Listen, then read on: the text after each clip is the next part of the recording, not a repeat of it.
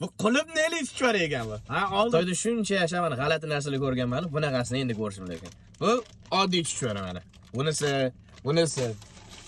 Amma bu nima bu? Bu qulib neli chuchvar ekan bu? Ha, oldim, hozir uyga borganda pishirib ko'ramiz, mazasini qanaqaligini bilamiz. Amma biz ana qulib neli chuchvar aytganim, amma bu oddiy chuchvar hozir. Qaynatamiz, qani farqini ko'ramiz, nima farqi borligini. Sizlar ko'rishingiz mumkin, mamba qulib neli.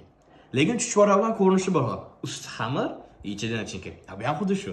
Lekin bunisi go'sht. Buni yeb ko'rganman, lekin bu menga qiziq. Ha, ko'rdingiz nimaligini? To'g'risi g'alati narsa, lekin qanaqa o'xshaydi uni? Bu chuchvarga o'xshamaydi. Bu ko'proq marshmellowga o'xshaydi, lekin ichida nachinkasi bor. Lekin usti xamir, lekin chuchvarga o'xshagan. Sizlar nima deb o'ylaysizlar? Agar sizlarda shunaqa qulib neli chuchvari bo'lganda yeb ko'rarmidinglar? Yo'q, narxi zo'r. Chidasa ham bo'ladi, yomon emas. Agar sizlarga video yoqqan bo'lsa, like va podpiska osingizdan chiqarmaysizlar.